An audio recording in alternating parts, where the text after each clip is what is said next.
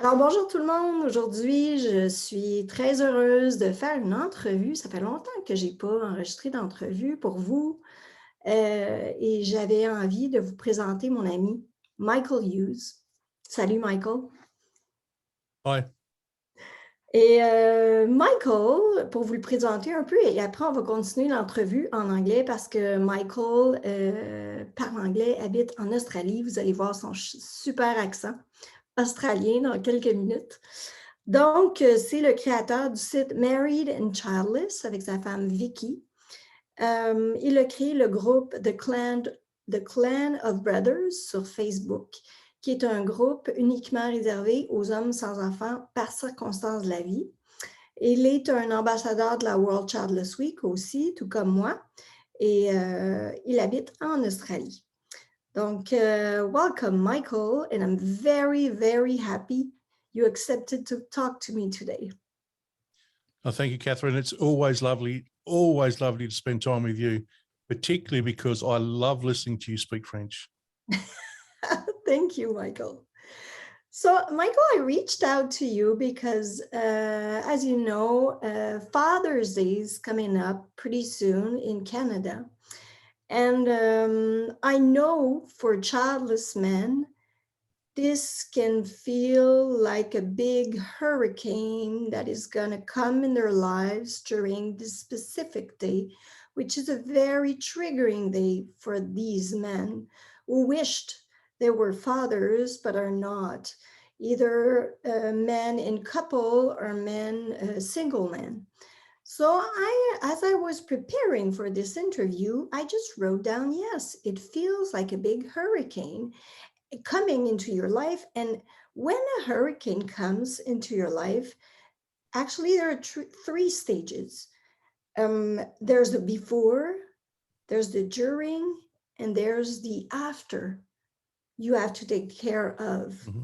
So I wanted to know, as a childless man, maybe if you could share with us how men can take care of themselves before, during, and after this day.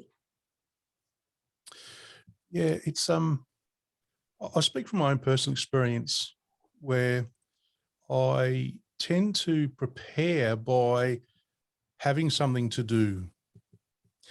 So the last thing I need to be doing is just wallowing around the house thinking about, it's Father's Day, I'm not a dad. So I find it's really helpful to actually have a plan for the day. And that might be that I'll talk with Vicky and say, look, how about we go out for breakfast and then go out for a drive somewhere.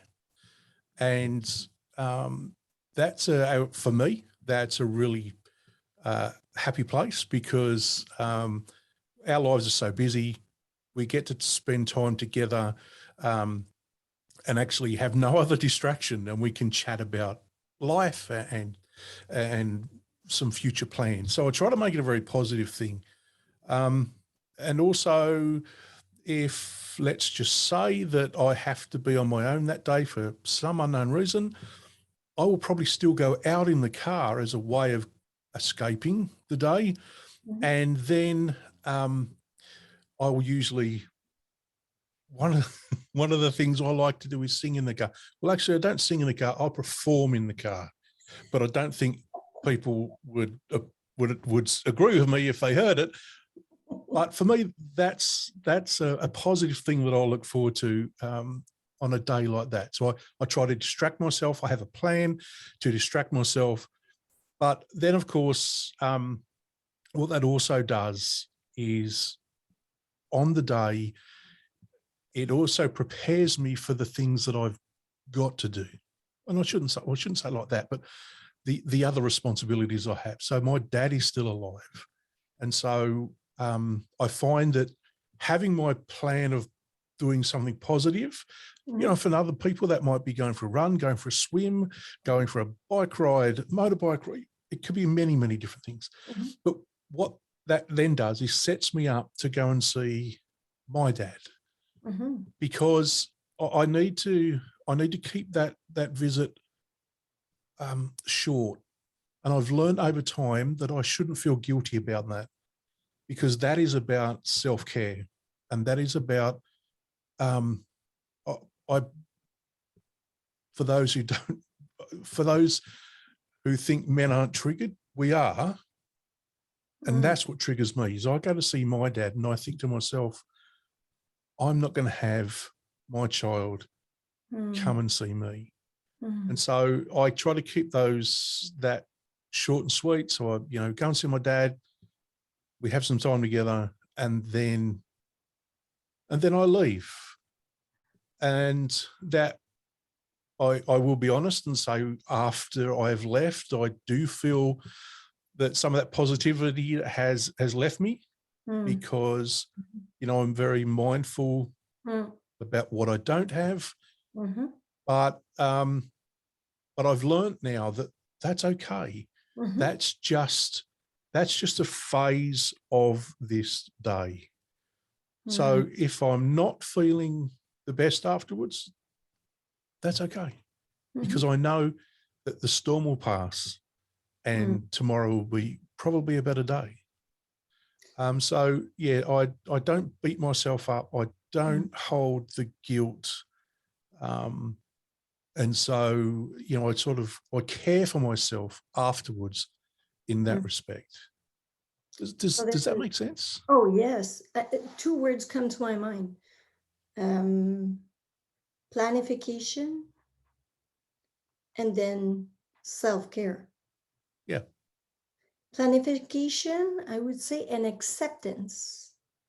So planification is not waiting for the day to arrive to find something to do that you enjoy. It's to create kind of a minding, a setup days, I would say. Would you agree? Like 3 or 5 days in advance, deciding what is going to be your plan for the day, not waiting till the day is there to decide. So making sure you pick carefully what you do and how it can help you to take care of yourself. And then during the day, it's all about accepting the emotions that are present in the present. So you told me, I want to just accept it if I'm sad. And you named a big trigger that I hadn't realized, that I hadn't compute that it could be a trigger to go and see your dad and realize at the same time, in giving him love, realizing you won't get that love in return from a child. That is very, very profound. And thank you for sharing it, because I have a feeling other men feel like that too. So yeah. And then of course, if we were to go down that rabbit hole, and I know this is not the time for it, but then of course there's also the relationships that different men have with their fathers create an extra layer of complexity to that. Yeah. And so it is, like you say, it is quite profound on that day for us in how it triggers us. But one of the other things that I guess if I can just give a positive note, one of the things that I quite enjoy now, and look, it does happen with a tinge of sadness, but I don't isolate myself from social media on the day. Now, you don't? no. Okay. Vicky, on the other hand, does. That's the way that she copes, and that's the way that she manages Mother's Day. For me, I don't, because I actually want to see some really nice stories. So I want to see people go and see their dads and celebrate their dads and actually take a little bit of that for me. I know that's probably not, as a lot of people not able to do that in, where they are in the way that they're managing this thing called childlessness. But if I can just, say that possibly there could be a time where you can actually get some joy from other people's stories. And yes, it will be tinged with some sadness, but again, that will pass. Well, I hope it will pass. For me, it passes. And so, yeah, that's something else I do as well. I know that not everyone could do that, but Well, it sounds like it passes because actually you don't block it out. You accept the pain, yeah, that the pain flows through you. You accept to feel it. And then when it's felt, it just dissolves and yeah, passes. yeah, And it's not that it's not ever going to come back, but that one moment of pain is dealt with. yes, that's right. That's right. It's very interesting. Thank you for sharing that. Oh, my pleasure. My pleasure. And what about afterwards? Do you do something? Do you do special self-care afterwards? Or have you just dealt with the preparation and then the day and then went on the road of thank God it's over, this day is gone, I'm so happy, let's get on with my life? I don't know, because there is some of that. So there's a time of reflection that I have that so I tend not to block things out. I tend not to deny things because I don't feel that's healthy. yeah. And so I have a time of reflection where I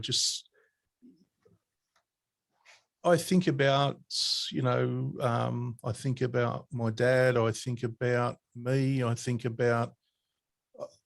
I also, this might sound strange, but I also think about the ghost of my children. So the way that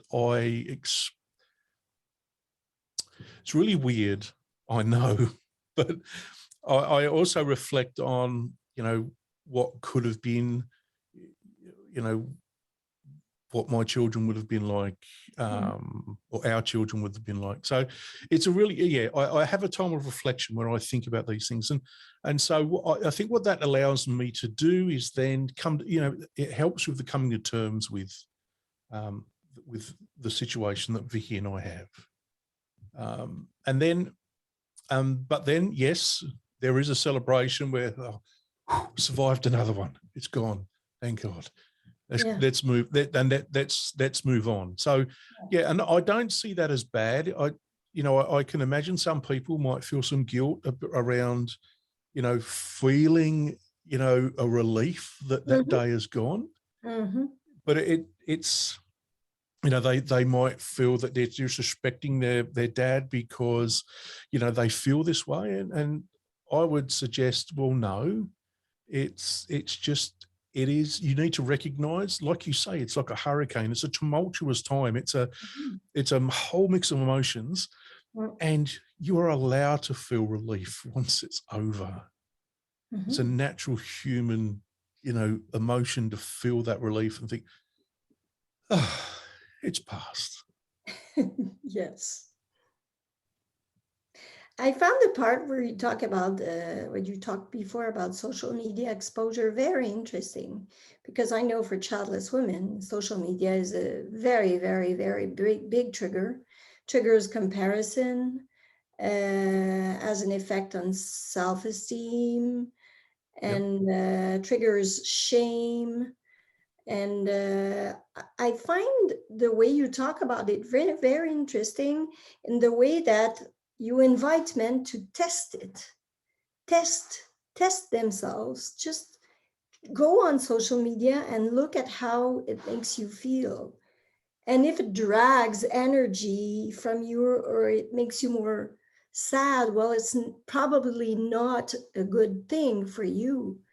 But I really appreciate that you share that social media has a positive impact because you nourish yourselves from other people's stories, which is very touching and very very surprising to me. So thank you very much for sharing that.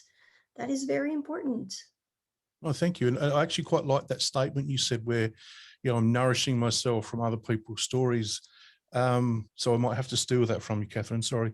But just a story to emphasize that. A young man that I know from a past employer, he confided in me many years ago that he and his wife would probably have trouble having a child.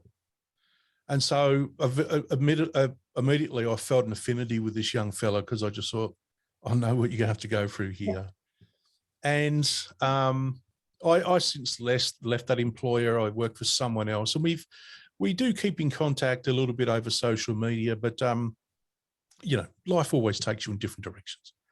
And then one day, I remember I saw a post on Instagram where he's showing his newborn son to the world, and I can't express how happy I was to see that.